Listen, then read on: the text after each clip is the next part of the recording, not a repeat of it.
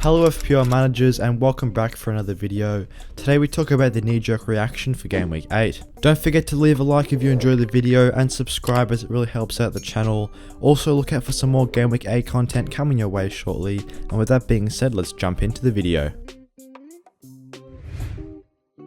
So with a few fixtures already postponed in Game Week 8, today we're going to have a look at the most transferred in and transferred out players this week and give you guys a recommendation as to whether or not you should go with the crowd and bring these players into your teams or release them from your squads. Starting off with the most transferred in players this week, beginning with Kieran Trippier. Trippier has already seen over 200,000 managers transfer him in, and I think regardless of whether you're on a wildcard or just using transfers, he is definitely a good option to have in the squad. He is currently one of the highest scoring defenders in FPL with 30 points, and at £5.3 million at the moment, he is such an excellent value pick to capitalise on those good Newcastle fixtures. In fact, in their next 3 matches, he faces Bournemouth, Fulham and Brentford, as he matches up against 2 out of the 3 newly promoted sides, where I would expect Newcastle to build on their 3 clean sheets already this season. Not only does Trippier have good clean sheet potential, but he also offers great attacking potential as well, as he's already recorded 1 free kick goal, and of course he is on corners, and as a result he actually has attempted the second most amount of assists of any defender with 11,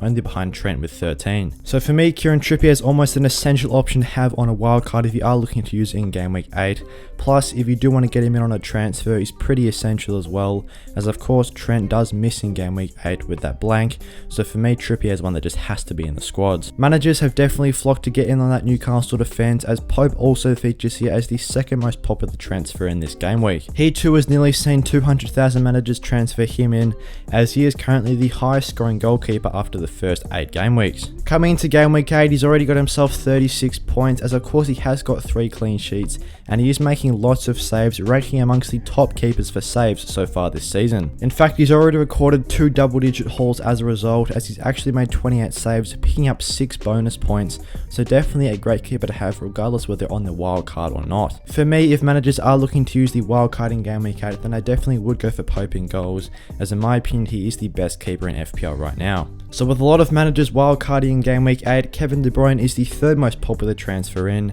as he looks to be one of the best premium midfielder options right now. With Mo Salah not having a fixture in Game Week 8, a lot of managers have looked to get in Kevin De Bruyne to free up that extra £0.7 million, since Man City have a good next few fixtures, facing Wolves, Manchester United and Southampton. De Bruyne's underlying numbers have been very good so far this season, as he does have the 5th highest expected FPL points of any player with 37. His 17 shots is equal with Salah, and his 21 attempted assists is only 3 behind Salah's 24, and his expected assist stat of 3.11 is very high, actually ranking 1st amongst all players. So for me, Kevin De Bruyne is clearly the best premium midfielder option right now, as with Erling Haaland coming into that Manchester City side, De Bruyne is just going to get so many assists as he's providing great service for his teammates. Also, if you are on a wild card and you're looking to get Salah back in Game Week 12, the fixtures do kind of work well if you do want to get back to Salah, and it's only a £0.7 million price difference, so as long as you have a bit of money in the bank, this transfer should be fairly easy to make. Speaking of Mo Salah, he is the most popular player to depart the squads this week,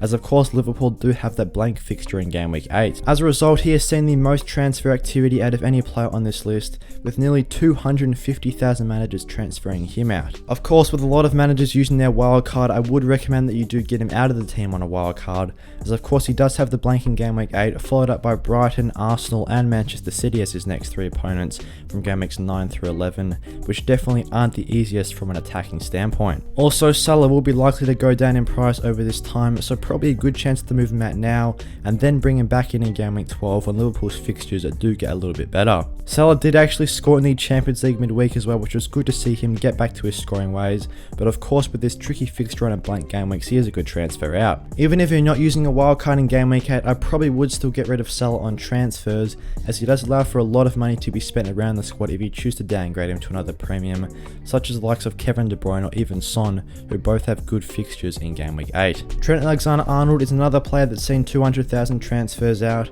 as his 24 points in his first 6 game weeks haven't been the most impressive. So for a player of £7.5 million only averaging around 4 points per game, it's probably not worth the money, and of course as we discussed with Mo Salah, Liverpool do blank this week, plus they have 3 difficult fixtures after after that, while I wouldn't really expect Liverpool to keep too many clean sheets in. Of course, we all know about Trent's attacking prowess, attempting the most assists out of any defender so far this season, but for me, he's another player that I'd look to get back in Game Week 12 if you are looking to transfer him into the squads, as he's probably not a good short-term option. Moving on to Pascal Gross, he's seen 100,000 transfers out, as he's another very popular player to depart the squads, and I do think this is a good decision, as Brighton also blank in Game Week 8, plus they do have some difficult fixtures after this. In Game Weeks 9 through 13, they face Liverpool, Spurs, Brentford, Forest and Manchester City, so probably not a good time to own those Brighton assets, and definitely a good chance to move them out now, before especially the likes of Pascal Gross does decrease in price, as his ownership is pretty high and I would expect a lot of managers to sell him.